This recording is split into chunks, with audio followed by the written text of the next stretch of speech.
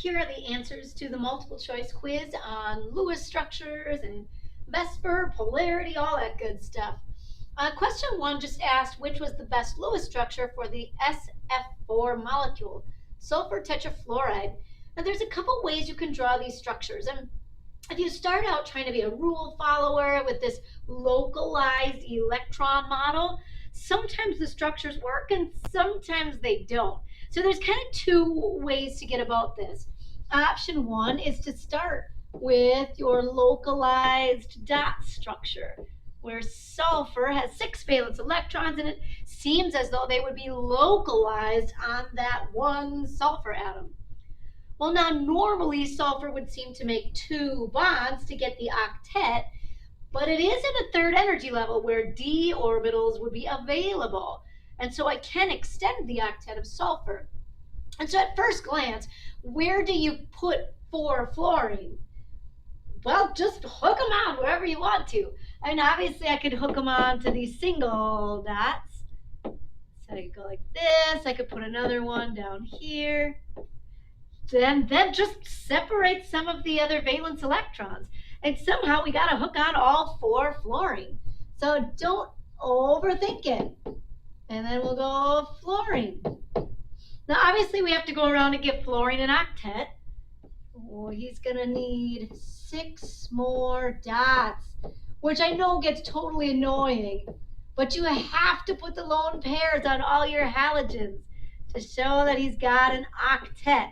Fluorine cannot extend the octet. He's only in the 2nd energy level, but the sulfur can, and he did. So here's what I'm left with. And if you look at that and say, oh gosh, I don't know, it looks a little crazy. Well, you can check by counting the valence electrons. So the sulfur has 6 valence electrons. There's only 1 sulfur. Fluorine has 7 times 4. Yep, 1, 2, 3, 4. So that gives me 34 total electrons to play with. And so the rule then is that I have to come up with a structure that uses 34 electrons. Anyone that wants an octet gets an octet, and any extra electrons go on the central atom. That's exactly what we did. Fluorine needed the octet. He's got the octet. We extended sulfur, and in the process, if I count, I did use 34 electrons. Now you could also just be in a total guess and check mode, where you say, I don't know how to do this, so I'm just going to draw something. And so with 4-fluorine, maybe you say, well, I don't know, let's just put them on there. 1, 2, 3, 4. Okay, so the sulfur in the middle would have an octet already. Each dash represents a single bond or a pair of electrons being shared.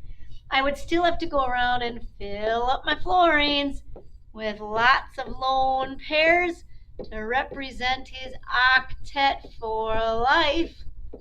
And the last one, you get an octet. And so that looks pretty cute. I mean, I like it. It's symmetrical. It looks great. Well, then just check the electron count. I mean, unless it's like carbon in the middle or something where you know it's always an octet and you can't do anything real funky. If you get something and you're just not sure, I would always check the electron count. I've given everybody octets, but I only used 32 electrons. And so that's how I would know then that I need to extend the octet of sulfur. So just give them a lone pair. It doesn't matter where you draw it on the sulfur. Now on paper, these two structures look very different. I mean, it looks like my angles are kind of different.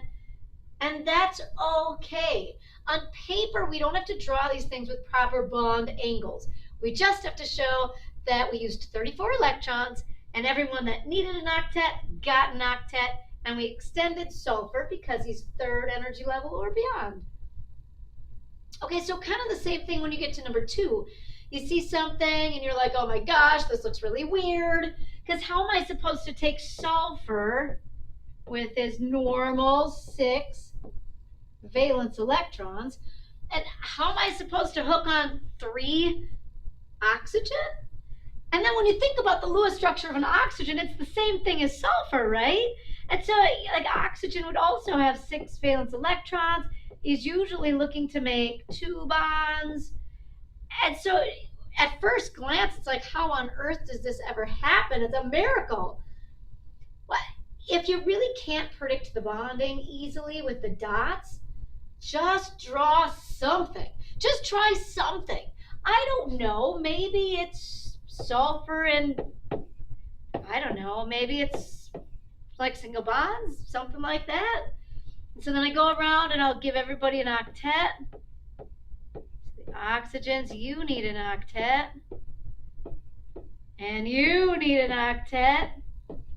5, 6. And technically my sulfur in the middle does not have an octet, but he needs at least an octet. So I got to give him one more pair. Now that's kind of cool. Maybe.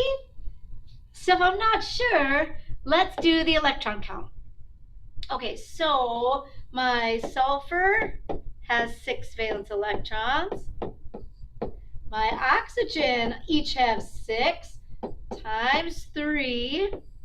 So that would give me 24 electrons. But I also have a -2 charge, which means I get to gain 2 more for 26. Cool. So I got to use 26 electrons and give everybody an octet. 2, 4, 6, 8. 2, 4, 6, 8. 2, 4, 6, 8. 24 plus the 2 on the center. What do you know? I got it. First try. That's awesome. And so technically the last thing I should do is put brackets around this guy. And then the charge -2 or 2 minus would go on the outside to show that this structure is only possible with the addition of 2 more electrons. If I didn't have that -2 charge, I couldn't give sulfur the octet that he so desperately needs. Now, on paper, it looks like there might be other options. Maybe you could say, well, let's do like a double bond and then maybe 2 single bonds. That gives the sulfur an octet around the center. And then you could kind of go around and fill in the oxygens with octets. This is cool. 1, 2, 3, 4, 5, 6. But now when you do the electron count, everybody's got the octet, but I only used 24 electrons. I thought that structure looked kind of cool, like maybe it was a resonance structure or something like that. It's not going to work. I used 24 electrons, but I needed 26. So sometimes we can just draw stuff. Start with single bonds and then check your electron count. If that would have been right, if that wouldn't have been right, well, then I would have moved on to like trying some double bonds. And the double bonds will always reduce your electron count. In this case, I got it on the first try. Lucky day. All right, so then number 3 talks about bond order. Bond order is just a fancy way of saying single bond, double bond, triple bond. And so as the bond order between 2 covalently bonded atoms increases, just meaning that I'm going from a single bond to a double bond to a triple bond, which of the following will decrease? And it should be the bond length, that the atoms get held like tighter and tighter together as we share more and more and more electrons. So a triple bond is going to have a real short bond length. Bond energy would also increase, though. If I increase the bond order, meaning I'm going from a single bond to a double bond to a triple bond, I'm sharing more and more electrons, but that makes the bond stronger, so more energy would be required to break the bonds. But the bond length does get smaller, meaning that the atoms are closer to each other. Question 4, which of the following are correct resonance structures of SO3? Okay, so now this is just a neutral molecule of SO3 that should only have 24 electrons. Well, now I'm looking for the double bond and the 2 singles, kind of like what I had drawn there down at the bottom in green, but that wouldn't have worked as a -2 ion. because then I was supposed to have 26 electrons. SO3 can exist as a neutral molecule, having 24 electrons.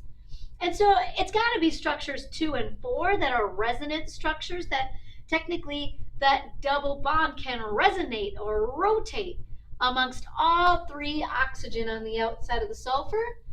But if you kind of noticed, options 1 and 5 aren't even legit Lewis structures. I mean, in option 1, you've got an oxygen that's over an octet, and you cannot extend the octet on an oxygen. It's only in the second energy level. On structure 5, you've got less than an octet on both the sulfur and one of the oxygens. I mean, the sulfur in the middle, he's got to have at least an octet. We could extend him if we needed. But yeah, structure 5 is awful. And then structure 3 in the middle, that wouldn't show a resonance with any of the other structures. I mean, that's totally different than any of the other structures. And I would have to do formal charge then to determine if that's even a good structure, a likely or stable structure. But 2 and 4 would be resonance. So resonance structures are going to be the exact same, like bare bones molecule. It's just that it looks like you drew the double bond on a different spot, on a different oxygen. Number 5 then, which of the following molecules will exhibit resonance? So you gotta sketch them. And obviously then you're looking for like a double bond, but then that double bond has to look like it could be drawn in 2 different spots that involve the same atoms. So like that HCN, you've got a triple bond, but I can't move the triple bond. I can't triple bond the hydrogen. So that triple bond has got to stay just between the carbon and nitrogen. PCl5 is all single bonds. Even the hydrogen peroxide is all single bonds. And so it's got to be the nitrite ion, where technically this extra pair resonates or flip-flops between the 2 oxygen. 50% of the time it's on the first oxygen, 50% of the time it's on the second oxygen, but it's like a bond between the same atoms. The bond is both between nitrogen and oxygen. And when we talk about this bond order, and we say like the bond order of a single bond is 1, the bond order of a double bond is 2, and a triple bond, the bond order is 3. Well, here in this nitrite ion, we would say that the bond order is actually 1.5. It's like a bond and a half, where it's really 2, 4, 6 electrons shared 2 ways. And so it'd say, I mean, they each obviously have to be bonded to the nitrogen. Each oxygen is bonded to the nitrogen. That would be like 1 bond. But then 50% of the time they would get that extra pair. So we can have bond orders that are a decimal or a fraction, and that would be a good indicator that it's a resonance structure. Moving on, some formal charge. So here we want to know which of the following is the best Lewis structure for the OCN ion. And so I do formal charge. I have to do formal charge for every atom in the structure. It's the normal number of valence electrons, just off the periodic table, minus the number of electrons assigned in that particular structure.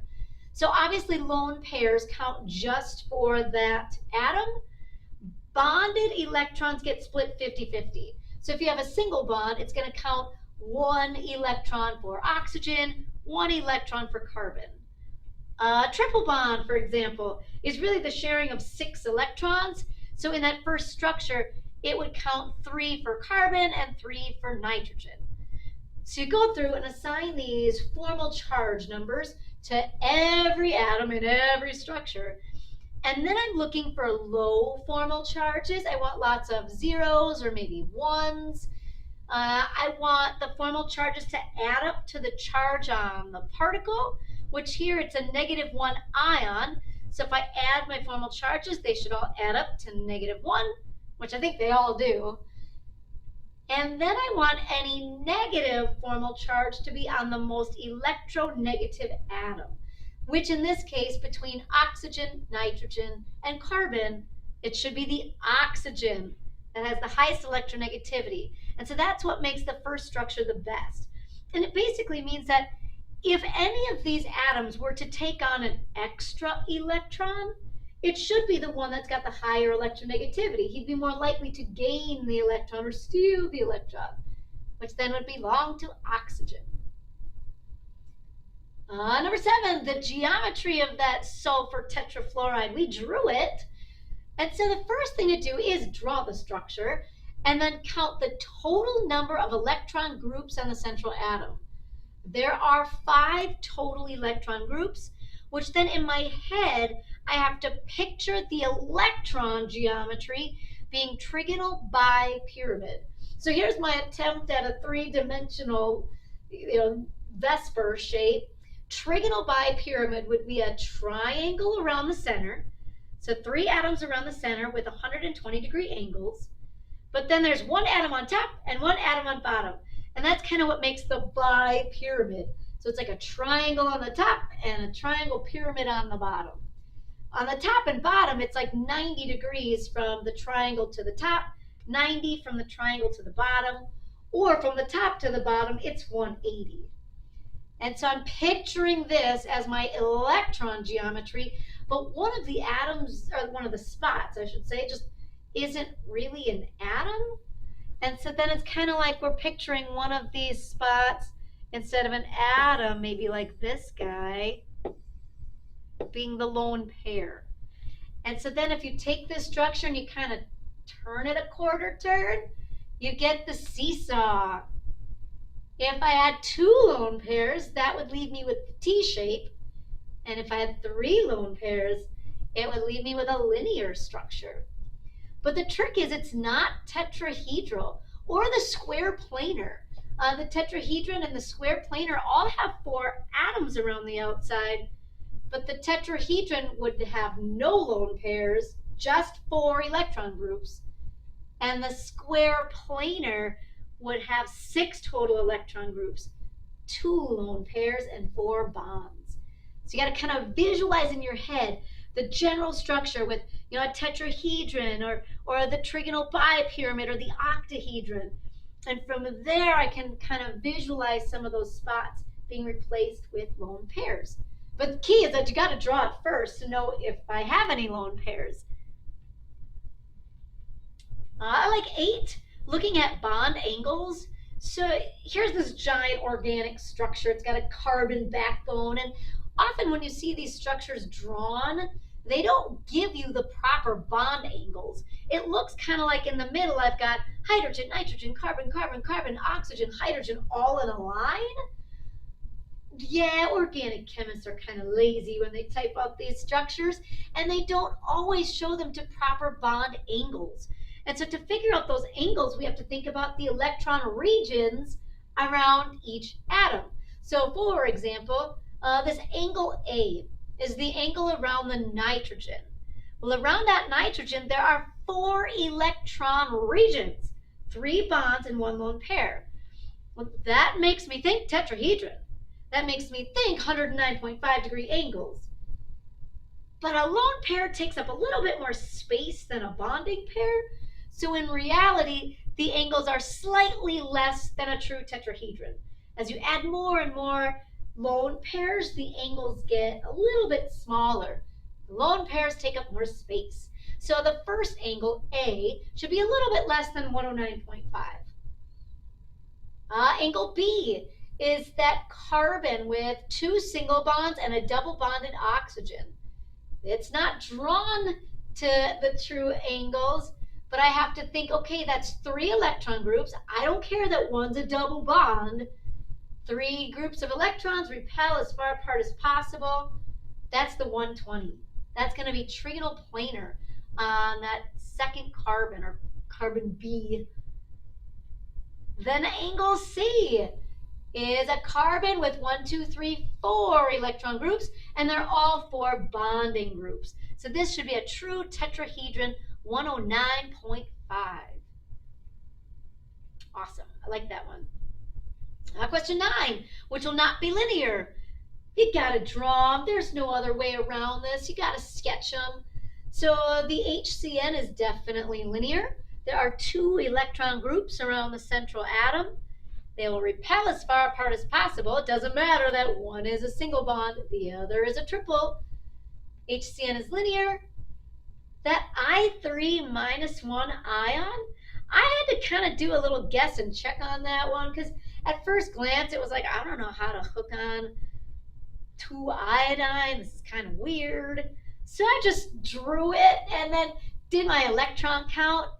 And that's how I realized then that I needed 3 electron groups on, or I should say 3 lone pairs on that central iodine, which is okay because iodine is well beyond the 3rd energy level. So you can take an extended. And it's always most stable to throw the extra electron pairs on the central iodine, not one of the outer iodine.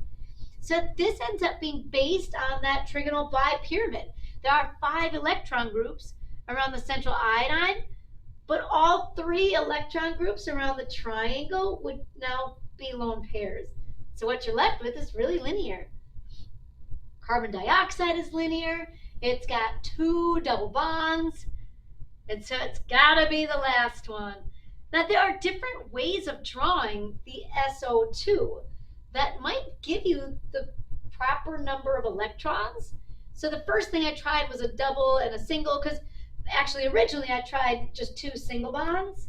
I filled them up with octets and I had too many electrons, as I'm only supposed to have 18. So that's how I knew that I needed at least 1 double bond. So the first thing I drew was a double and a single, and then I needed 1 more lone pair on sulfur. But you could also do like 2 double bonds and a lone pair on sulfur. You still have 18 electrons. You've extended the central sulfur, but that's actually okay because sulfur's 3rd energy level or beyond. So from here, I would have to do formal charge to say which is better, but they both have the same structure. 2 bonding groups, and then the 3rd is a lone pair. So no matter how you draw it, it's going to be bent, and bent molecules are not linear. That extra lone pair, that 3rd electron group on the center, changes it from being linear to bent. Number 10 went very well. In the carbon-fluorine bond, fluorine has a way higher electronegativity, so the electrons will be held closer to the fluorine. Kind of what they're getting at in question 11 then, that when we have these atoms that share but the electronegativities are different, the electrons are always drawn toward the atom with a higher electronegativity, giving that region a partially negative charge. Because oxygen has a pretty high electronegativity, definitely higher than hydrogen, the electrons should be pulled toward oxygen. He should get the partial negative. And number 12, which will be a non-polar molecule? Okay, so now again we have to sketch them all. And so we could have polar bonds. I mean, polar bonds are super common. And the only definite non-polar bond is like when you've got the same 2 atoms bonded to themselves, like the same 2 elements. And then we know they're going to share the electrons equally. There are some elements that are different, but have very, very similar electronegativities, and they might essentially be nonpolar. But most bonds are polar covalent. And even if the electronegativities are a little bit different, the electrons would still be drawn closer to the atom with a higher electronegativity. But if those polar bonds are arranged equally around the central atom, then those little poles can cancel. Think of it as like a tug of war where I might be pulling, but if I'm pulling at opposite angles or equal angles around the center, and I'm pulling with the same force, well then there might not really be a region of negative charge or positive charge, or the electrons are kind of evenly distributed around the central atom. Normally, tetrahedrons are nonpolar because you've got atoms around the center that are all 109.5 degree angles. The only way you can make a tetrahedron polar is if the atoms are not the same. So fluorine's going to have a lot higher electronegativity than hydrogen. So now it's like a 4-man tug of war, but one man is a lot stronger than the other 3. So the electrons will be drawn toward the fluorine. The HCl is just a simple linear structure with only one bond. And so if that one bond is a polar bond, the electrons are drawn toward that chlorine. Or here the electrons are drawn toward the fluorine. The chlorine pentafluoride ends up being a polar molecule as well. When I drew it, checked my electron count, I needed 42 electrons. I needed one lone pair. Lone pairs on the central atom often make the structure polar because it represents a spot where you could have an atom and you don't. So you probably don't have an equal arrangement around the center. If I had 5 atoms, then it would be that nice trigonal bipyramid. And the 3 around the triangle would cancel. The atom on the top and bottom would cancel. But now I'm not going to have 3 atoms around the center. So there's going to be one spot in a seesaw that's missing an atom, and I won't have a pole in that region. Often lone pairs make you polar. There's only 2 times when there is an exception, and one of them is the xenon tetrafluoride. The only 2 times where you'll have lone pairs, but your structure ends up being nonpolar is the square planar, like this xenon tetrafluoride. It's really based on the octahedral structure, but one spot on top would really be like the lone pair, and then one spot on bottom would be the lone pair. So what you're left with is really that flat square where you would have 90-degree angles, and these poles would totally cancel each other out. The other option is actually this guy, like that iodine in the middle in green, where there's lone pairs, but technically this is based on the trigonal bipyramid, but now you just don't have the triangle around the center. So all you'd have are the 2 iodines, top and bottom. It ends up being linear. Those are the only 2 times when you could have lone pairs and still be left with a structure where the remaining atoms are at equal angles around the center. Awesome. All right, and then the last few, number 13. So I kind of redrew these just to show the bonds a little differently. Here they're showing dots to represent the electrons. Which of the following claims about the molecules is best supported by the diagrams? It ends up being the first one, that the strongest carbon-carbon bond would be in molecule 3. It's got a triple bond. In molecule 2, the carbon-carbon-carbon bond angle is not 180, even though they all are drawn kind of looking linear in the center, and it looks like all of them have the 3 carbons in a line. But again, we have to think about, okay, well, really none of these will be linear around the central carbon. That in molecule 2, that central carbon has 1, 2, 3 electron regions. Well, 3 electron groups, that's going to be 120 degrees. It would be more accurate to kind of draw them like this. And then here would be your hydrogen. It's really 120 around that central carbon. Well, I guess technically this would be a double, huh? So really none of them have a linear shape around the central atom except for maybe 3. Here I would only have 2 electron groups. So this carbon really would have a 180-degree angle. But this carbon is really 120 in the middle. And then here in structure 1, I've got 4 electron groups. They'd really be 109.5 around the central carbon. They do not have the same empirical formula. They would not simplify to the same formula. In fact, I couldn't even simplify the formula for molecule 3. And the last one, lying flat, is called planar. So when it says that the molecules lie in one plane, it just means that it would be flat. But really, in structure 1, you're going to have 3 carbons in the center, and they all have 4 groups around them. They're all going to be tetrahedral, and tetrahedrons are not flat. They're not flat. It's that little rocket ship. 14. At some point, we've drawn both of these structures, the carbon dioxide and the sulfur dioxide. The molecular geometry is different.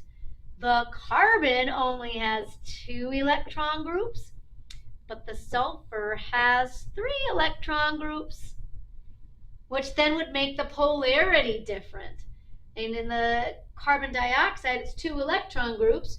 They're going to pull and cancel each other out, but not the case with the sulfur. And really, that sulfur is going to be like bent. And then here's an oxygen, and here's a lone pair. So if I think about like the CO2, and the oxygen's going to pull, it's got a higher electronegativity.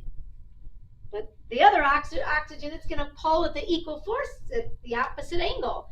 They're going to cancel. That's like a tug of war between the exact same person. Well, here I might have a little pull, and I might have a little pull, but I don't have another atom up there. So it'd be like a 3-person tug of war, but 1 person dropped out. Where if I had another oxygen, that could balance the pull from the other 2 oxygen. But I don't. I'm missing an atom in that 3rd spot. So that's going to make SO2 polar with that lone pair. And then finally, number 15, we're looking for the smallest bond angle. So again, even though everybody draws their carbon structures looking like a cross, we got to know that it's not really a 90-degree angle. In real life, this is that tetrahedral shape. So you got to kind of picture that little rocket. Like 1, 2, 3, 4. We can do better than 90 degrees if we go in 3 dimensions around the central atom. So the first choice is a true tetrahedron.